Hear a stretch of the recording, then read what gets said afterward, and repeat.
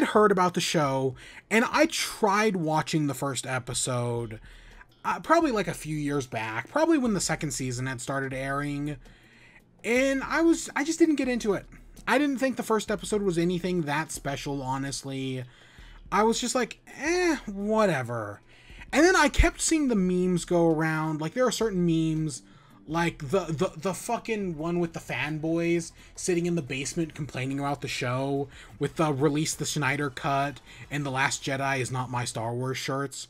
So fucking funny. God damn it, the balls on this show. And then the cancer ray thing is another clip that I see passed around all the time. And there's probably been a few other memes as well that I've seen where I was like, that's pretty interesting. But as you know, for the past few months, I've been doing the rewatch of the Justice League animated universe, Batman, Batman Beyond, Justice League, Superman, Justice League Unlimited, and I finished that like 2 or 3 weeks ago. So the next shows in the docket are Harley Quinn and Young Justice. And I basically flipped a coin between the two and decided to do Harley Quinn first. And fuck am I glad I did. Because Harley Quinn is so fucking good. Of all the shows I have seen this year, new shows I should say. New shows, so like I'm not like I still think Batman the Animated Series is a better show. It's amazing. But like of all the new stuff I've seen, all the Marvel shows basically, right? So Loki, Falcon and Winter Soldier, WandaVision, currently airing What If. Harley Quinn is better than all of them. Harley Quinn is so fucking good. And like I watched the first season and like by the time the finale came around, I was just like, this is so good. I couldn't stop thinking about it. So yeah, I just binged the second season in like a day or two, which I know like people binge it in like a night. I don't have that kind of time, but I do have some time.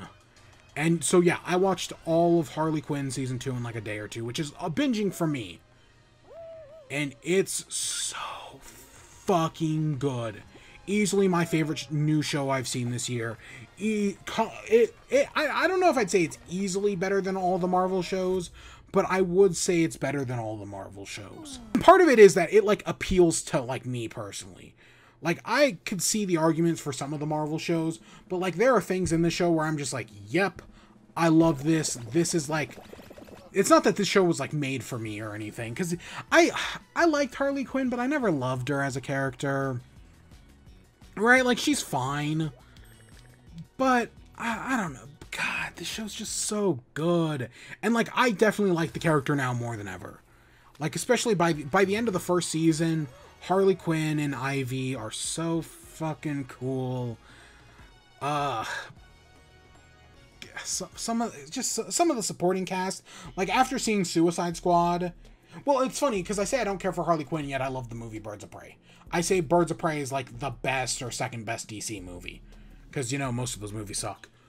But yeah, so I guess this was always kind of inevitable, but I sat down, I watched it. First episode I still think is fine, right, with Harley Quinn, with the Joker, Poison Ivy busts her out of jail, and then they come in and, right, she basically gains her freedom. It's still fine. I definitely liked it better than the last time I saw it.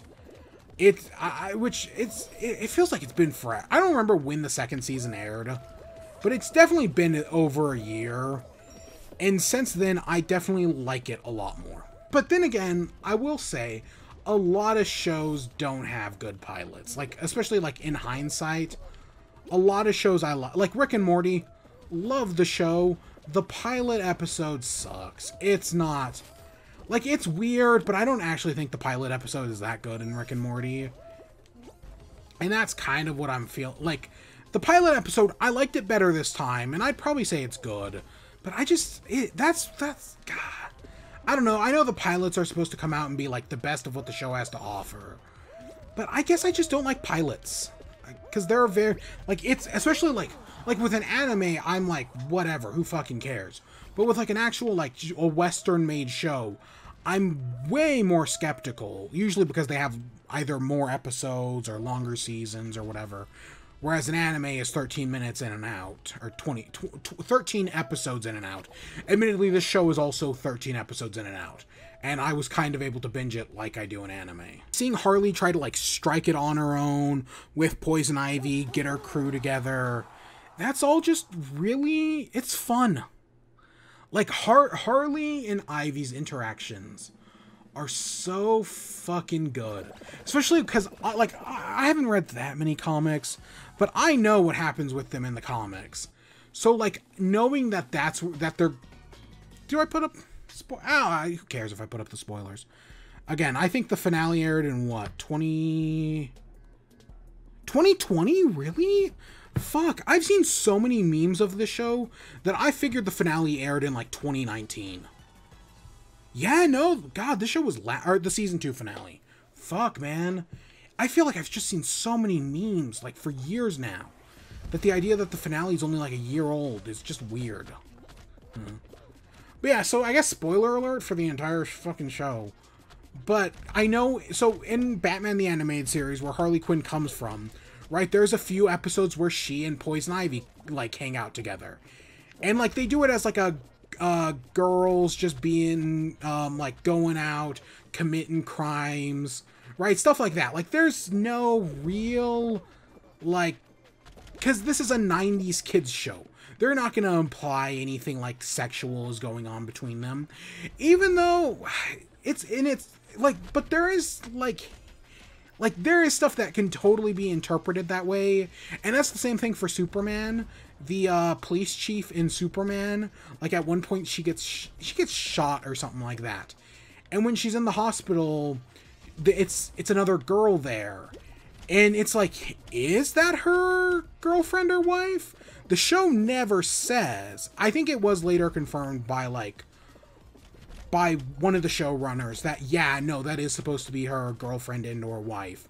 But at the time, it was like, that's interesting. Like, that was something I noticed on the rewatch. Of course, that's the episode where Dan Turpin dies, but, yeah. So there's, like, this stuff that, yeah, you could take it that way, but you also couldn't. But, yeah, no, just, like, knowing where it's going and, like, watching it slowly build up. And then when it finally fucking happened, I was so happy. God. Yeah, in season 2, when they finally kiss, I was like, oh, fuck.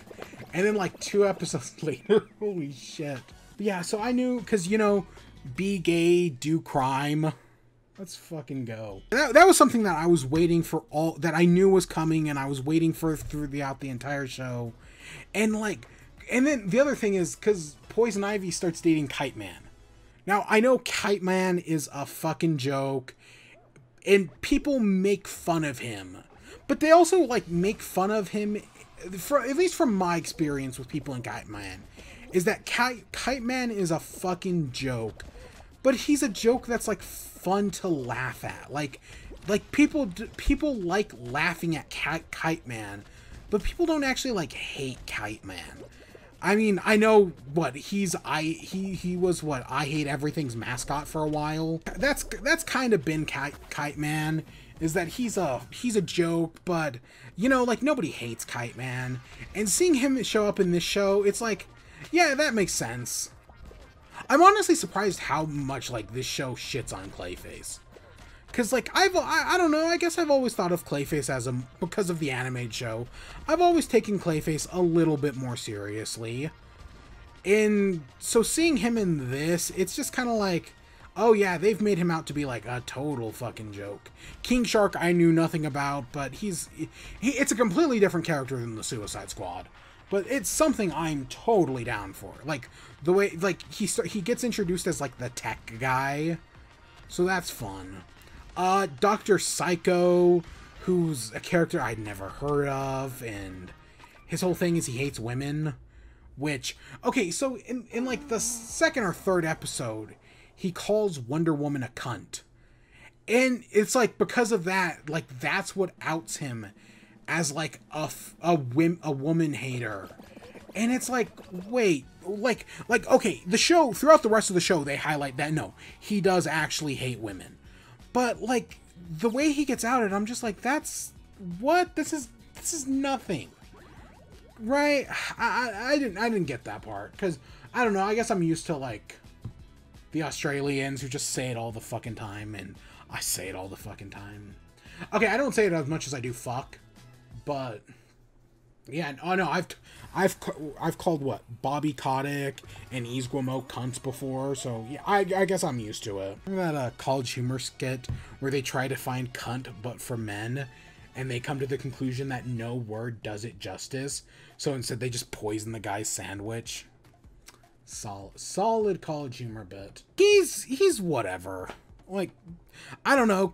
There's an episode with Clayface where where they become sorority girls, and the way he plays it is so fucking funny. So I was down for that. King Shark's fun. What's the plant's name? Is the plant just called Fred? Who's like who's like a talking plant that Ivy owns? That's kind of good. When he gets the weed dealer and they head off to Mexico, or he tries because they get hallucinogenic honey. Yeah, this show gets fucking weird. Who else? Oh, Cyborgman, the landlord who's a cyborg who tries to burn them alive at one point, because they do like so at one point they go into like Harley's mind, like she's trying to think of her like origin story and she freezes up, so they go into her mind. Meanwhile, the landlord like tries to burn them all to death, and that's funny, and that's what gets him in the crew. But meanwhile, in Harley's mind, you find out her origin story. So like, I know, right, the original Harley Quinn costume is very, you know, I'm gonna say it's conservative. Like, I don't think she shows any skin, like literally. I mean, it's skin tight, but you know what I mean. So, but then, like, later Harley Quinn costumes, they just kept making it more and more sexual, and it was always kind of like, huh, okay, comic books, I guess. But this show does a great job at justifying it. That, like, hey, the Joker was, like, super controlling over her, so her wearing something more, right, different is her, like, establishing her own brand image and represents her leaving the Joker. It's empowering. And you know what? I'm totally down. That's fucking Lollipop Chainsaw, right? The game by Shinji Mikami. I think it's Shinji Mikami. Maybe it's Suda51. Maybe it's both. Now that I think about it. No, it can't be Shinji Mikami. No, I don't. Shinji Mikami did Shadows of the Damned. It's got to be Suda51, because they work together with, I think, Akira Yamaoki for Shadows of the Damned. No, I think Suda51 and was it? It wasn't J.J. Abrams. It was, James Gunn did Lollipop Chainsaw, right? It was James Gunn and, Suda51. Am I going crazy here? Well, okay, Lollipop Chainsaw, right? She's a cheerleader, and she wears the skimpy cheerleader outfit. But, like, at no point is it, at least in my opinion, is it degrading because they make, I think her name's, like, Juliet Starling or whatever. They like empower her, and they make it like, oh, she's wearing the cheerleader costume, but they make it like a symbol of empowerment, and she's like always in charge of the situation. It's actually like a weirdly feminist game, at least in my personal opinion. Of course, ask Anita Sarkeesian and they'll fucking... Do we even give a fuck about Anita Sarkeesian anymore? And I'll say the same thing about Bayonetta. Bayonetta wears skimpy to nothing sometimes. But yet, I'd argue Bayonetta is very empowering in our own way. Again, this is a cis Hispanic male's perspective, so that's just me. But I admit, and also I haven't played Lollipop Chainsaw since it came out in what, like 2011, so it's been a while. But I remember it being positive, and I take the same thing here. That no, what they do with Harley Quinn in her outfit, yeah, no, it's pretty empowering. But they go into her mind, and like you see her origin story where she jumps into the vat of acid that turns her into Harley Quinn. But I like that. Then she beautiful minds this shit, or not beautiful mind, Eternal Sunshine of the Spotless Mind, and she literally rewrites her origin story. That, yeah, that's maybe where that started, but no, her real origin is her leaving the Joker to go out on her own with Ivy. Like, that's where her real origin starts. And that's a fucking great scene. It's so well done. So yeah, I'm just fucking loving this show. And That's a great moment right there. And yeah, because yeah, this show is empowering.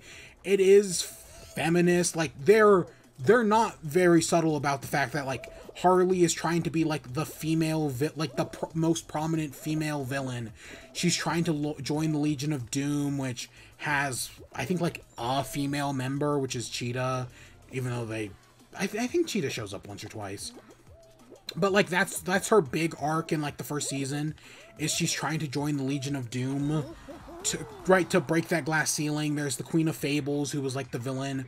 Who I've never heard of the Queen of Fables. Is that a villain created for the show? It'd be kind of fitting because again, Harley Quinn was originally created for a TV show, so that'd be fitting. But they do some interesting stuff with her, and like she's tracked within the tax code for the first few episodes. Ivy is very feminist. Of course, Dr. Psycho is the opposite. But yeah, no, it's a very feminist show, and of course the show makes fun of itself, but more importantly, its fan base at one point, where they literally have an episode where two fans are sitting on the couch watching it. One has a Release the Snyder Cut shirt, one has a Last Jedi Sucks shirt, and it's basically just saying like, hey, yes, we're making the show, yes, it is empowering to women, and yes, we are aware that we have some pretty cunty fanboys. The fucking balls on this show. Like, there's that whole thing where, is it Netflix is doing Cowboy Bebop? And the actress who's playing one of the characters came out and was like, oh, are you guys mad that the costume wasn't realistic? Because I wasn't wearing, like, barely any fabric. Oh, are you mad about this? Are you mad about that? Well, fucking cry, you babies. Are you gonna cry? Are you gonna fucking cry? And I was like, the balls on this actress. Let's fucking go. I'm now way more interested in Ghost in the Shell, or not Ghost in the Shell, Cowboy Bebop because of it. Will I watch it? Probably not. But, like, definitely, like, just coming out and being like, yeah, no, you're a bunch of cunts. Again, I say it. And I'm like, yeah, no, I'm totally way more interested in this now. Because the fucking balls. And the Harley Quinn episode being like, yeah, no, we've got some cunt DC, and just, there are a bunch of cunty fanboys on the internet, and we're not afraid to call them out in this situation. Fucking respect, man. And the episode's pretty good as well, like, because they don't even have Harley Quinn in the episode just to make a fucking point. Because, like, even without her, the show's still really good. I got some mad respect for this show, and I was already in at that. Like, if I wasn't in, that would be like, yep, I have nothing but respect. But I was already, yep, the show already got me. And yeah, and I'm perfectly fine with all these feminist issues. Like, yeah, fucking go for it. I mean, fucking rock on, show. Don't give a fuck. And yes, yes, Batman does eat pussy. Fucking let's go. I hope they address it. Like, I know there is going to be a third season eventually. The only reason I know there's going to be a third season is because of that. And while I'm not saying that story is why I finally got around to watching the show, because it's blatantly not, but it's definitely what put it on the radar again for me. Oh yeah, Harley, she makes it into the Legion of Doom. Legion of Doom fucking sucks. Joker takes over Gotham in an episode. So one of the other famous scenes is Joker capturing Batman, Scarecrow taking off his mask, and then Joker getting pissed that Wayne Tech hasn't released an electric car yet. That's another great scene from that's been like passed around, and when it finally showed up, I was like, that's cool. But yeah, because yeah, as you get into the show, eventually Poison Ivy gets like kidnapped for an episode or two, and then Harley goes and saves her. Because they have like a big fight, because Harley gets back together with the Joker for like a minute. Which was, admittedly, that was one of my worries early on in the show. Because like, I love Birds of Prey. And Birds of Prey is the perfect breakup movie. It nails it on every account. And one of the things Birds of Prey does so well is that the Joker's not in it. Like, yeah, Harley and the Joker break up, but the Joker's not in the movie once. And that's something that, like, yeah, they could have easily put him in here. They could have easily had Harley beat him up. And so, like, when the Joker, like, keeps showing up in this, I was like... Because part of this is, like, Harley's breakup with the Joker. Her trying to hit it on her own. Of course, and, like, some of it I'm fine with. Like, her trying to get into the Legion of Doom because Joker's in the Legion of Doom and she wants to prove she's better than him. I'm totally down for that. But some of it, like, especially like when they start getting back together for a little bit, I was like, really? But no, I think they do it good enough. I guess if I had one complaint, that's kind of it. But yeah, the fallout from that, having Ivy get kidnapped, she goes back and visits her parents, who are just jerks. I get it. And then, yeah, so Ivy's like fear talks in the Scarecrow, and they take over the city. And then Ivy turns into a giant at one point. And that's kind of cool. There's some fun fight scenes, because this show is rated R, or whatever TV mature is. So they can say fuck, they can be violent, they can be bloody, and they fucking do it. Like, people get their faces shot off and acided off all the time. There's a really cute scene. I think it's in the second season, where Poison Ivy, like, someone's dumping toxic waste. Poison Ivy's like, you know what? I'm gonna go fuck them up. And so she does, and Harley shows up, and they melt, like, they melt, like, 8 chemicals executives' faces off. And I'm like, yeah, this is great. This is a fun, cute scene. So that gets us into the finale, where Harley has to take down, because Poison Ivy gets killed by the Joker, and so she swears revenge. There's like a week time skip or something. And then it goes into her defeating the Joker, teaming up with Batman to defeat the Joker, which is something that I think, well, I guess we'll talk about it in a few after we get through this in the second season. But I think if I had to guess, I wonder if this is where they're going for the second season. Her teaming up with Batman. I wonder if that's leading to something greater. That'd be interesting, because I read Heroes in Crisis, and I know some of the shit they did in that. And I wonder if that's going to carry over into this show. It'd be interesting if it does. Yeah, so they're able to fight back against the Joker, defeat him. He finds out who Batman is, which is funny. And, like, because, like, it doesn't matter to the Joker. Batman could be anybody. All that matters is he has an enemy. Again, the fucking Lego movie put it the best. It's like a romantic relationship. God, that movie's so fucking good. And then the episode ends with Joker blowing up his tower, which leads to an 8.6 earthquake, and it destroys all of Gotham. And when I saw that, I was like, oh fuck, are they doing No Man's Land? Oh shit. And then the next episode, the season 2 premiere, starts with the president it doesn't start, but like early on, the president comes in and is like, you know, it's going to be too much to rebuild Gotham, so we have decided to cut off Gotham from the U.S. Right, Gotham is no longer part of the U.S. And I was like, fuck, they are doing No Man's Land. Oh, God, this is going to be awesome. So I have not read that many comics. I've read more from DC than I have Marvel. But one of the things I have read, so I'm a fan of Linkara. I've said that before. And he did the Cassandra Cain retrospective. And Cassandra Cain was introduced in an event called No Man's Land. And I remember watching the Cassandra Cain retrospective and hearing about like the plot behind like No Man's Land, where after an earthquake, Gotham is like abandoned by the US government, and then it gets divided up in like gangs and whatnot. And I remember watching that and being like, this is such a great idea for a comic. I have to read this. So I went out and bought No Man's Land and read it. And it's not perfect, but it's really good and it's really interesting. And I really like No Man's Land. So to see them adapt it here in the comics, I'm like, fuck yeah. Or to see it adapted in the show. Yeah, no, I'm totally down. Because No Man's Land is, I liked it in the comics. And the Joker's not in this, and the Joker was one of the worst things in the comic. I mean, yes, the Joker does show up in this, and yeah. But yeah, seeing them do No Man's Land, and like Harley's going around, she doesn't want to be in charge. Instead, she like tries to free all the goons, and they become like the Questioneer, the Jester, right? Like they become all like they start becoming their own like villains. And it's like, yeah, this is such a good idea.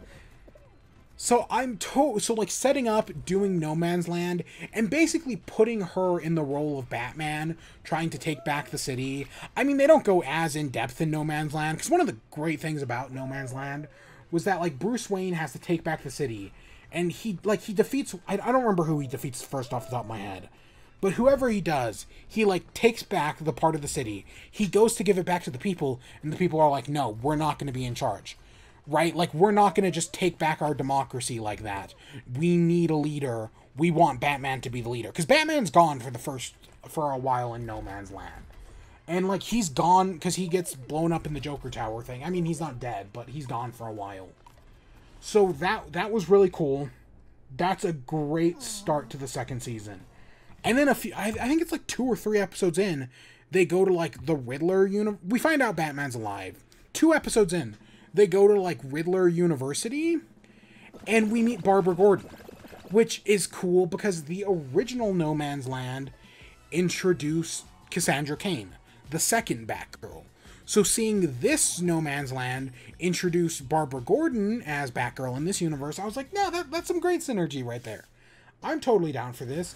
And seeing, like, all the villain... Like, it's weird, because, like, we start off for, like, most of it, like, the first episode... Harley Quinn gets frozen for 2 months. And that's how No Man's Land gets created, because they offer to have her join the Injustice League, who is just a bunch of Batman villains. Like, I guess I mean, I get it, but whatever. And then she gets, like, unfrozen, she kills the Penguin, and it's like, yeah, the whole place has been divided up. So they go to Riddler University, and they find out his whole shtick. That's where Clayface becomes the girl, and it was like, oh, that's so fucking funny. Great. Just great all around. Then they break into Mr. Freeze's place, and Harley's like, oh, well, obviously your wife is frozen, and she's frozen because you've, like, captured her. You're just like every other male dickbag. Like, you're just, right, like, she accuses Mr. Freeze of being the Joker, and then then she unfreezes him, or unfreezes Nora, and it's like, nope, she actually loves him, and he's trying to save her. And it's like, fuck, that's, again, like, the show does feminism, but it's not above poking fun at itself in some of, like, these ideas, and, like, it admits that, yeah, no, it's also just fine to be a wife who loves her husband. Like, that's fine. It's all sides are equally valid in their own ways. And Mr. Freeze, so I was looking at the credits for, I think, the first episode of season 2, because I didn't recognize, because the Penguin's voice sounded so familiar, but I couldn't place the voice actor. And as I'm looking at the credits, I see that Alfred Molina is the Mr. Freeze. Alfred Molina, the Dr. Octopus from Spider-Man 2. I know he's in other stuff, but right, like, he's in the news again for reprising his role as Dr. Octopus in Spider-Man No Way Home. He's fucking Mr. Freeze in this. And I was like, oh, okay. And there's a bunch of other famous voice actors. At one point, Clayface, like, gets his arm chopped off, and it, like, gains its sentience and, like, becomes its own person and starts hanging out with Jim Gordon. Again, this is a weird fucking show. And I'm listening to the voice, and at one point it, like, laughs or something, and I'm like, that's Tom Kenny. That's fucking SpongeBob's laugh right there. Sure enough. And there's a few other ones like that, where it's like, oh, this is... Okay, alright, I recognize the voice. Harley Quinn is... the girl from The Big Bang Theory. Kaylee... No, is it Kaylee Coco? I don't remember her name, but, you know, I don't care for The Big Bang Theory. The flight attendant was whatever. It didn't interest me. But she does great as Harley Quinn. Like, she, like Margot, like, okay, the original Harley Quinn, was it Tara Strong? I want it. Tara Strong played Harley Quinn at some point. Did a great job. And then Margot Robbie knocks it out of the park. And so I guess I was a little hesitant of whatever her name is. Lake Bell is Poison Ivy, who isn't she in the most recent What If? She played Black Widow. So, like, that was one of the things I noticed, like, immediately. Alan Tudyk's Clayface, and he's fucking fantastic. No, the voice acting is really good in the show. That's another thing I'll give it credit for, is that they got some good voice actors. After that, like, they fight Penguin, they fight Riddler, then they fight Mr. Freeze, and then Bane and Two-Face just team up. Like, there's this whole Bane Town thing. And there's a joke where, like, Dr. Psycho and Killer or King Shark, ugh, where like those two are like stuck in Bane Town and they have to like get jumped in or whatever, and then we never see Bane Town again. I think like Jim Gordon has some like, because Harvey Dent takes over the police station and Jim Gordon like becomes like a hero again, so like we get some of that, but we like never get anything with Bane Town, and I was kind of disappointed on that. Of course, Bane gets his pit, because when they do Bane, they're making like, Bane has just become a fucking joke recently. Like, I feel like since The Dark Knight Returns, nobody takes Bane seriously anymore. And so, like, he's just he's like the laughing stock of the villains in this. I mean, I guess him and, what, Kite Man, Condiment King. Because, yeah, meanwhile, while a lot of this is going on, Poison Ivy and Kite Man are planning their wedding. Which, you know, that's a, like, so, right, Kite Man, whatever. There's, like, a scene where they're trying to, like, rob a museum to get, where, you know, they're trying to rob a museum to get a flamethrower. But Kite Man's trying to get Poison Ivy a ring for engagement. And it's actually, like, a really sweet scene. Like, I really liked it. It's, like, that's the moment where Harley realizes that, you know what? Kite Man's not that bad. And, yeah, I kind of see it as well. So that was a moment I really liked. We don't get much of Bane Town. Instead, Bane gets his pit and Harley and Ivy get stuck in it for a while. And there's a great moment where Harley and Ivy, where like Ivy has to go up and do stand-up, and she just fucking lets it all out, tells the truth, and it's really good. Like that moment of her like just trying to do stand-up and like trying to start a prison riot because they're trying to escape on George Lopez's helicopter.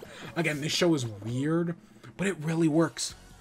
It really works. And yeah, that whole prison riot thing's fun. Them escaping the pit is cool. And then Ivy saves Harley, and then they kiss, and I was like, oh shit. Oh shit, they're actually finally doing it. I've been waiting since the start of the show, and they're fucking doing it. But no, Ivy's engaged. Fuck. Oh no. I was fucking on the edge of my seat, man. I fucking love this show so much. And then, I don't know, like, so Harley goes to Darkseid, gets an army, because, you know, she's trying to cover up her feelings. But then they go on the Ivy's bachelorette party to Themyscira. And during that, they get drunk. And then it just cuts to the next morning after they've had sex. And fuck, it's so fucking funny. And it happens more than once. And I'm just rooting for, you know, I like, don't get me wrong. I think Ivy and Kite Man were pretty cute. I liked that. And Ivy cheating on Kite Man is wrong. But I was rooting for Ivy and Harley. I really was. Especially, like, with everything going on with Harley and how she's like, she's like almost about to fall into despair. Because, you know, she worries that she's going to lose Ivy. And then them just smash cut to them having to, like, waking up after sex the next morning. Fuck, that's so good. So, the entire the bachelorette party is great. Because it starts off as, like, the bachelorette party. And then it's like, nope, this is also actually an ecological thing. Because Lex Luthor is threatening to destroy the island. So, we're gonna fucking wreck up Eris's shit to save nature and whatnot. And it's like, yep, that's a great twist. And yeah, I was rooting, I like Kite Man. I really do in this show, and I think they're cute. But at the same time, I know how it goes with Harley and Ivy, and I'm just rooting for it. There's a comic with Harley and Ivy. It's a fan-made comic, where it's just like, they kiss, and then Harley says like, I just loves you, Red. But I just know it's really cute. And I don't know, I guess I've started thinking about that again. And then, yeah, after that, they do the wedding. Harley meets up with the Joker again. The Joker doesn't, like, die. Instead, he just gets turned back into, like, a normal person. And he gets a girlfriend and some step kids who technically aren't, like, they're not married or anything. So, and, like, they find that a few episodes in. And then they, like, Harley gets stuck with him for a while. This is where the cancer ray thing comes in, where she gives some random goon cancer who's working for, I want to say, the Riddler. And then, yeah, they have to turn him back in the Joker, because Harley decides that she wants to save the Justice League. Because, yeah, at some point in the second season, the Justice League gets defeated. like all of them except for Batman get like trapped in a storybook book, or you know, all the ones people actually give a shit about. He turns the Joker back, and the Joker goes to break up with the girlfriend, and then after after they go and try to get the book back and everything, and like after thinking about it, he's like, you know what, no, actually what we had was special. I'm gonna go back to her because I'm the Joker and I'm supposed to be like this agent of chaos, but you know what, we actually had something pretty nice. And so that was, it's just something I've never seen with the Joker before. Like, yeah, because Joker and Harley's relationship is abusive. That's how it's always been. So I don't really expect, like, so the actual idea of Joker having, like, an actual, like, proper relationship with, like, stepkids and whatnot is different, but, like, different in a way that I'm interested, like, to see where this goes in another season. But they're eventually able to release the Justice League.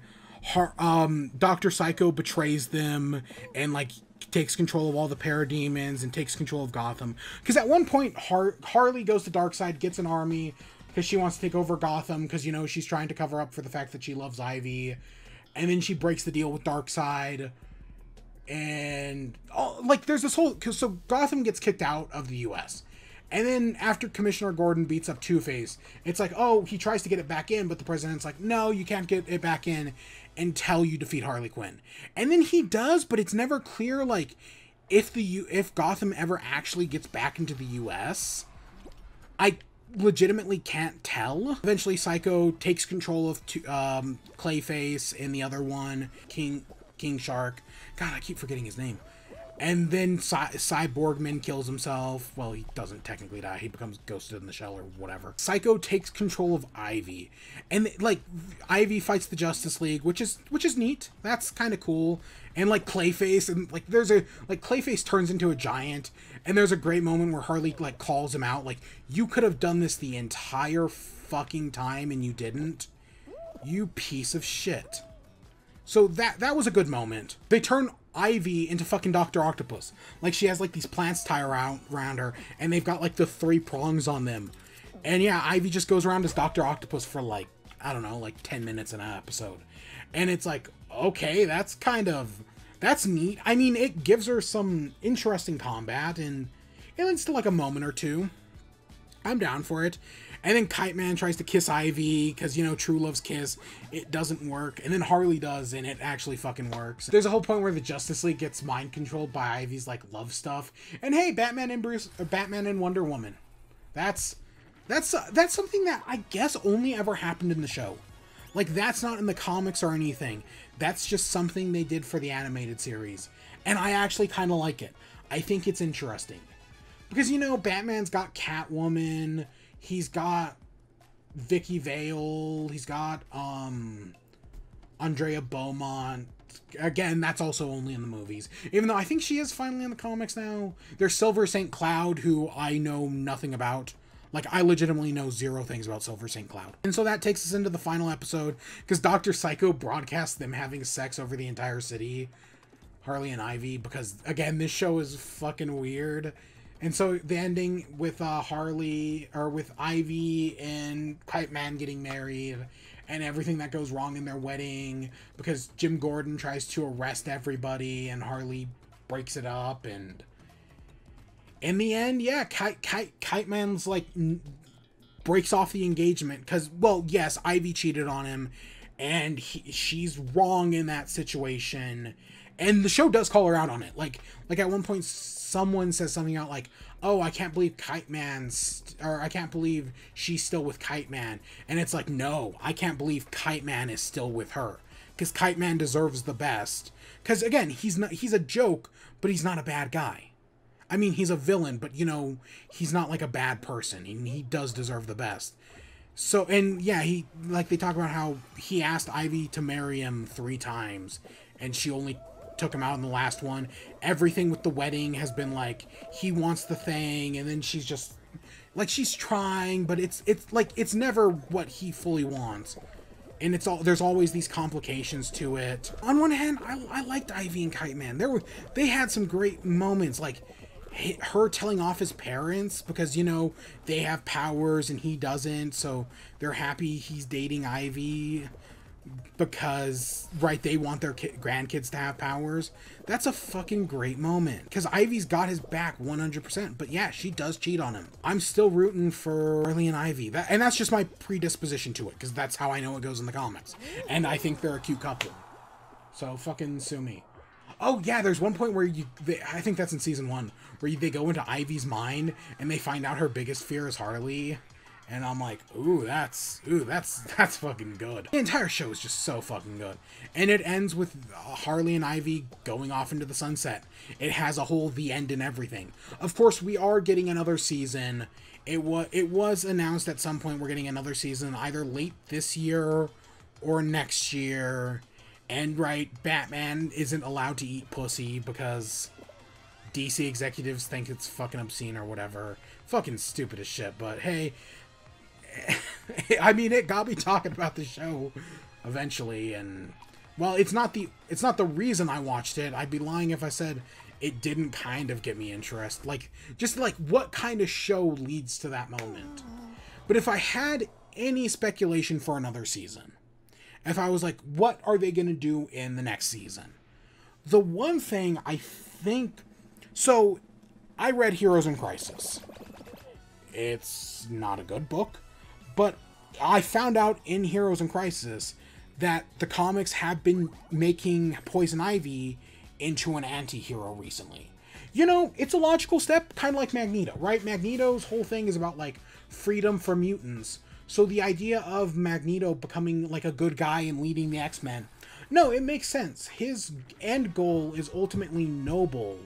It's just his execution, which involves murdering every non-mutant's the problem.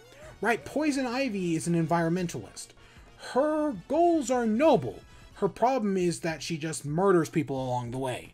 So, like, the jump of making Poison Ivy an anti-hero kind of character. And again, I know the same thing happened for Harley Quinn. Isn't she an anti-hero? This is Injustice, so that's a different timeline. But isn't she helping Batman in Injustice fight against evil Nazi Superman or whatever? Isn't that a thing? So the idea of, like, Harley and Ivy becoming good guys is, I think, the logical next step in the show. That's kind of where I think they take it. And then, right, the whole first season was Harley trying to get into the Legion of Doom. And Harley's constantly, like, she tells the Queen of Fables that she has, like, a moral code. She's the one who saves the Justice League. She saves Themyscira, right? They do all this stuff, like, all this good stuff. And at some point, it's like, no, are they going to make her a hero? At some point, are they going to cross that threshold? And, like, is the goal going to be to get her in the Justice League or get Ivy in the Justice League? Because, again, she's at the house in Heroes at Crisis. So something at some point happened. That would be my logical next step for the next season. I don't know if that's where they're going to go with it, obviously. But that's, like, my thought. Is that's where it would make sense to go with it for me. But whatever they do, I'm fucking down. The show is so good. Just in and out. Fantastic through and through. I'm so fucking impressed with it. Best new show I've watched this year. Because again, would I say Batman the Animated Series is better? Yeah. But I'm predispositioned because, you know, isn't it crazy how the things we like the most came out when we were the most impressionable? That's Batman the Animated Series. And I still stand by. It's a fucking master. Like, I rewatched it, I think starting in, last year? Did I rewatch the entire DC universe? And Batman the Animated Series is still fantastic. Holds up perfectly. Even, like, some of the episodes I remember not liking. Like, the one where, like, Batman I have a Batman in my basement, or the one where the kids tell the stories of Batman. I remember not really caring for those episodes. Nah, they're fine. Of course, not every episode is great, but, like, the ones that knock it out of the park really just fucking knock it out of the park. That's probably the best show I've seen this year, but Harley Quinn is the best new thing. It's better than all the Marvel TV shows, at least, you know, WandaVision, Black Widow, Loki, What If so far. Is it better than... I'm thinking of the other Marvel TV shows, Daredevil. Yeah, Harley Quinn is fantastic. It's all on DC. One of my biggest recommendations. Easily. I loved it so fucking much. It's so good. God, why? It's just one of those things, like, I could have been watching this at any point, and yet I never did. Fuck. But I'm glad I've watched it now.